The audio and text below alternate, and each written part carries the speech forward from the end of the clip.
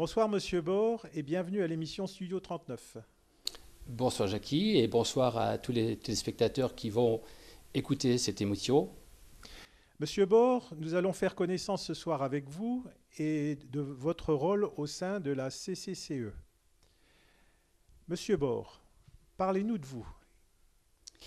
Écoutez, je suis élu depuis très peu de temps puisque j'ai été élu maire de Canfin en 2008. Je n'exerçais pas d'activité politique auparavant.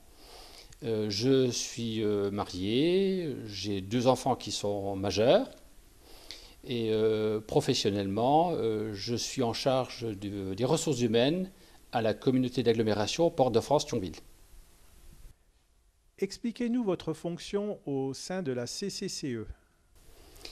Bien, au sein de la CCCE, j'exerce la fonction de vice-président en charge des sports et des loisirs, fonction que j'ai prise malheureusement dans des conditions difficiles qui étaient suite au décès de M. Jean-Claude Henck, qui était le maire de Volmérange et qui avait été nommé vice-président en charge des sports en 2008.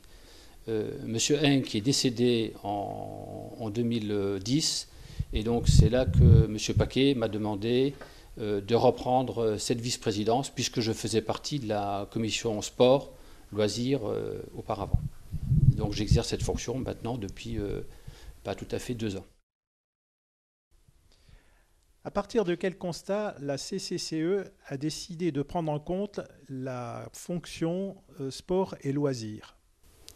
Lorsque la communauté, à l'époque le district, puisque c'était quand même le district qui s'est créé en 1986, il s'est attaché à prendre certaines compétences, parce que l'objectif de la création ou de la mutualisation des communes, ça a bien été de prendre des compétences de telle façon à ce que toutes ces compétences soient exercées par une structure au profit des communes.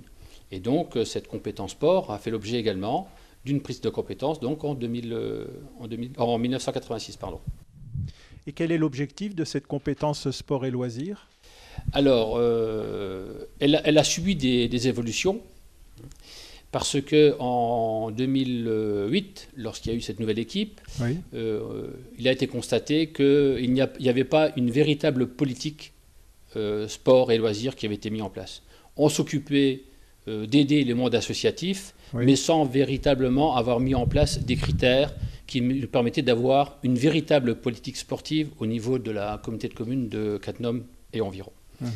Donc, dans ce cadre-là, on a décidé, au sein de la commission sport et loisirs, de mettre en place cette politique sportive en définissant des axes d'intervention.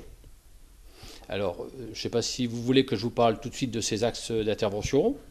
Oui, allez-y. Oui. Alors, le premier axe d'intervention, ça a été de soutenir des appels à projets qui émanaient des associations sportives sur des événements qui étaient leurs, qui étaient destinés à favoriser l'activité du sport pour tous, à développer l'image de la communauté de communes sur notre territoire et au-delà de notre territoire. C'est pour ça qu'on reste très attentif à tous nos sportifs qui obtiennent des résultats sur notre territoire, de telle façon à ce que l'activité sportive soit valorisée et mise en exergue. Et qu'il y ait des véritables retombées pour la communauté de communes de Cattenom qui soutient financièrement toutes ces associations. Le deuxième axe a été de soutenir toutes les activités qui avaient une envergure régionale, nationale ou internationale. Et si vous voulez, je peux vous donner quelques exemples et qui vous touchent directement ici à Cattenom. Ce sont par exemple les mini-ladies. Les mini-ladies sont soutenus dans un événement exceptionnel par la communauté de communes de Cattenom et environ. Il y en a d'autres que vous avez dû certainement voir dans la presse, relater dans la presse. Ce sont les championnats du monde de bench-rest qui ont eu lieu au stand de tir de Volmérange, une compétition mondiale, puisque la presse s'est fait l'écho de cette manifestation. Voilà un autre exemple encore de manifestations qui sont soutenues par la communauté de communes de Cattenom et environ. Et le troisième axe, parce que ça fait partie aussi de notre politique, c'est le soutien aux activités en milieu scolaire. Alors dans ce cadre-là, on apporte une contribution financière à tous les clubs qui cherchent à développer ou à initier les enfants à une activité sportive. Je prends l'exemple de quelque chose qui fonctionne déjà depuis un petit moment et qui fonctionne bien, c'est l'activité handball. On a sur les 2 clubs de handball du territoire, Rodemack et Canfun, des intervenants issus de leur association, soit en qualité de salariés, soit en qualité de bénévoles, qui interviennent dans des stages d'initiation de leur activité. Voilà 2 exemples, mais aujourd'hui, il y a de plus en plus comme ça de clubs qui cherchent à initier les enfants de nos écoles à leur activité sportive. Voilà les trois axes majeurs de notre intervention définis par cette nouvelle politique sportive. Quels sont les acteurs qui sont mobilisés pour définir les besoins en sport et loisirs? Alors, c'est la commission sport et loisirs qui définit une politique. Et ensuite, en travers de tous les 3 axes que je viens de développer, les associations font remonter à travers le premier axe que j'ai développé, c'était l'appel à projet. Voilà. Donc lorsqu'il y a des appels à projets de clubs, d'associations, ces appels sont examinés par la commission et ensuite font l'objet d'une aide soit financière, soit matérielle. Mais toujours dans le souci de développer le sport pour l'ensemble de notre population du territoire.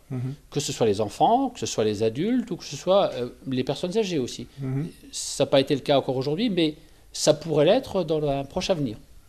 Quel est le budget qui est consacré à toutes ces actions en sport et loisirs? Alors, ce budget, il a plusieurs composantes. La première composante, c'est le soutien au fonctionnement des 3 associations qui sont restées d'intérêt communautaire, à savoir les Dauphins du Cap, qui sont à la piscine de Brestroff, le roller skate de Étanges-Grande et le District Basket Club, donc, qui était à l'origine un club d'intérêt communautaire dès le départ, puisqu'il était unique sur le territoire. Et donc, le montant que représentent ces subventions de fonctionnement, c'est à peu près 36 000 €. À côté de cela, dans le cadre de la nouvelle politique sportive, on aidait auparavant toutes les associations sportives de notre territoire. Là, on a décidé de les rebasculer au niveau communal, de telle façon à ce qu'il n'y ait pas ce qu'on appelle, alors c'est peut-être un terme technique, des financements croisés. Alors les financements croisés, c'est quoi? C'est tout simplement la communauté aidée d'un côté, et on avait de l'autre côté les communes qui continuaient à aider ces associations.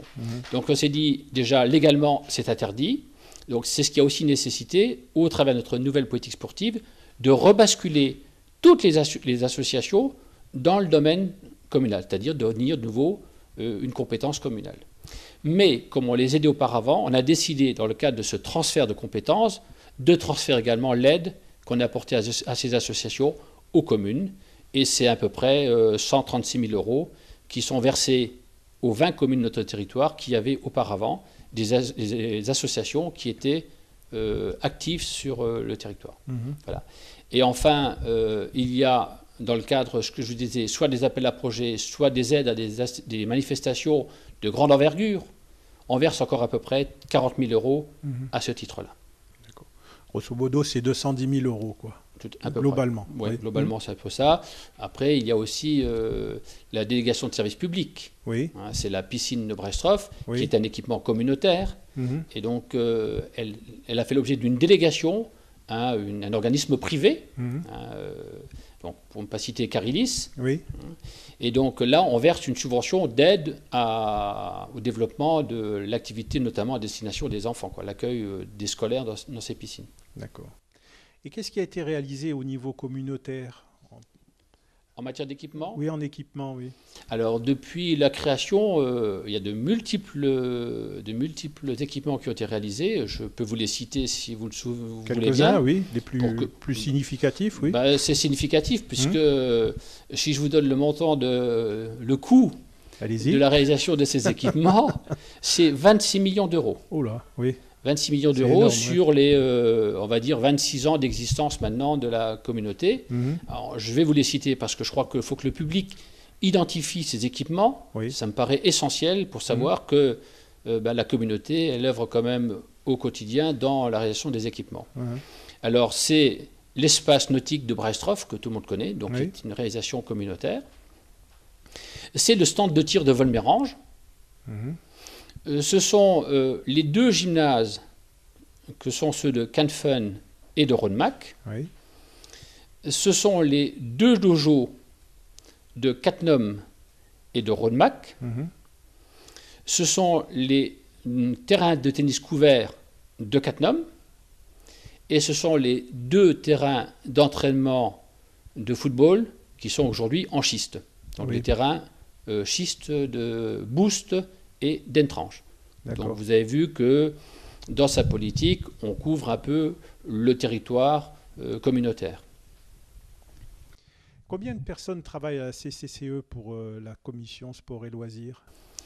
Alors aujourd'hui, il y a une référente, une chargée de mission sport, qui est ma référente directe. Donc c'est la personne avec laquelle je travaille hebdomadairement, que je rencontre toutes les semaines, pour faire le point sur le suivi de cette politique sportive. Et elle me remonte, bien entendu, tous les problèmes, ou toutes les interrogations, ou toutes les demandes des associations. Et elle est accompagnée de deux gardiens de gymnase qui sont sur les gymnases de Rodemack et de Canfin. Donc c'est essentiellement quand même une personne, la chargée de mission au sport, et puis deux gardiens de gymnase qui sont rattachés à cette commission. Je suppose que vous réfléchissez pour les besoins futurs. Est-ce que vous avez déjà quelque chose dans les cartons, si je puis dire?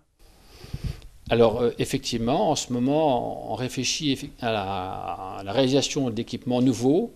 Et ce qui nous semble prioritaire aujourd'hui, en tout cas c'est l'avis de la commission, c'est de passer les deux terrains de foot en schiste en gazon synthétique. Parce que c'est plus sécurisant. Oui, c'est plus sécurisant, mais c'est aussi une surface qui n'est plus tellement adaptée, qui est source de beaucoup d'accidents au niveau des sportifs. Donc les rendre ces terrains en synthétique, en gazon synthétique, nous paraît à notre avis quelque chose qu'on peut réaliser dans un avenir proche. 2012, 2013 plutôt? Oui, on va dire 2013, le temps de monter des études, de mener des études pour voir dans quel espace et après d'inscrire budgétairement ces sommes au budget de la communauté de communes de Cattenom et environ. Monsieur Bord, face caméra, avez-vous un message à faire passer à nos téléspectateurs? Écoutez, le message que je voulais faire passer ce soir, c'était bien sûr premièrement, dire à toute notre population qui est sur notre territoire, qui vit sur notre territoire, l'implication de la communauté de communes dans la réalisation des équipements qui sont aujourd'hui appelés à fréquenter. Et je les ai cités tout à l'heure. Ils sont nombreux, ils sont au nombre de 10, donc c'est beaucoup d'équipements qui ont été réalisés. Je vous ai donné le chiffre 26 millions, ce n'est pas rien. Et donc aujourd'hui, notre souhait, au-delà de la réalisation de ces équipements, c'est de permettre à toute notre population, des plus jeunes jusqu'aux plus âgés, de fréquenter ces équipements. Et ensuite, d'aller dans nos associations sportives, d'y trouver un plaisir à pratiquer une activité sportive, et ensuite de monter éventuellement, parce que c'est aussi une piste de réflexion sur laquelle on est en train de réfléchir, de mener une action grand public, de telle façon à ce qu'à un moment ou à un autre, on se trouve sur une manifestation où l'ensemble de la population de notre territoire pourra participer. Voilà le message que je souhaitais délivrer à l'ensemble de la population de ce territoire de Cattenom et environ. Merci Monsieur Bord pour votre présence à Studio 39. Bonne soirée. Merci Jackie, merci à toute l'équipe qui a réalisé cette émission. Je pense qu'il faut continuer à vous encourager de telle façon à ce que aussi vos téléspectateurs découvrent à travers votre émission toutes les réalisations de la communauté de communes et toute l'action que mène au quotidien la communauté de communes au service de nos concitoyens. Voilà, merci. Merci.